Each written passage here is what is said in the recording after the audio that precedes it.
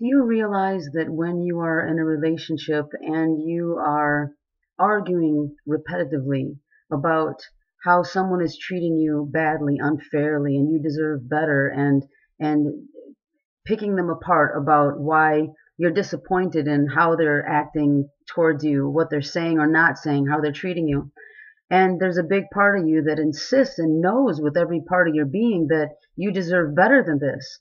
And you argue and you argue and you argue as if you're mad at them for not standing up for you. And you don't realize in the middle of that you're not standing up for yourself. You think you're standing up for yourself because you're verbalizing it and you're standing there and you're talking about it and you're addressing it. But the fact is, you're not standing up for yourself in a way that is intolerant and not willing to accept that treatment anymore. And what you're doing is you're being an emotional bully.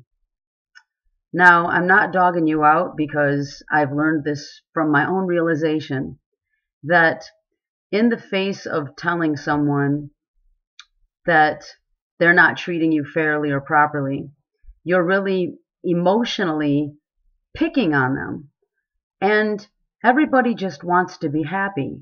So how a person acts or doesn't act is because they just want to be happy. And if that doesn't include doing or things that would make you feel good about yourself, leave them alone. It's not their job. It's not your job or their job to twist and deform and dilute yourself into a strange version of you for other people. We're not designed for that. So the point that I'm making is next time you find yourself caught up in frequently dogging someone for not treating you fairly, stop in the middle of it and say, wait a second, I'm asking them to do for me what I'm not willing to do for myself. You want them to be intolerant of treating you a certain way when you're not really being intolerant of being treated that way. And it doesn't mean, and this is so important, it doesn't mean doing it with an attitude.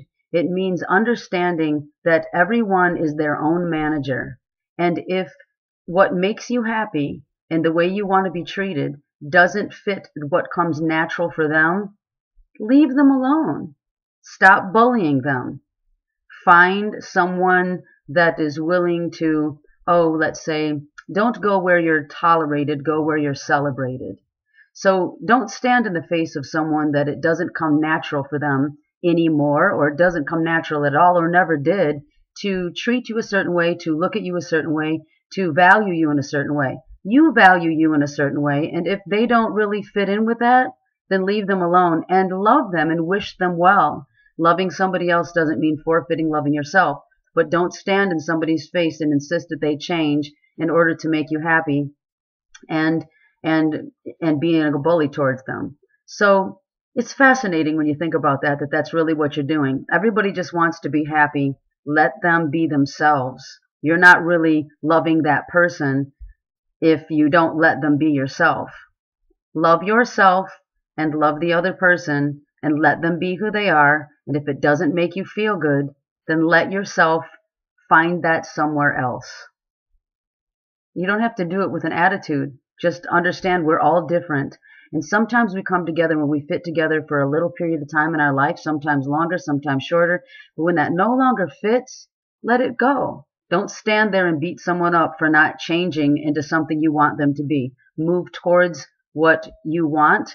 If it's no longer with that person, then let that be the case, and don't do it with an attitude, because then you're not really loving that person yourself. Let them be themselves. That's what unconditional love means. Let them be themselves. It doesn't mean you have to rub your face in it. So I hope that's an interesting thing to ponder, because it certainly was for me when I realized it. It was very empowering to put my power back in the position that it belonged in, which was myself. So I hope that helps, and please remember to share the video and to join the Life Coach page. Thank you.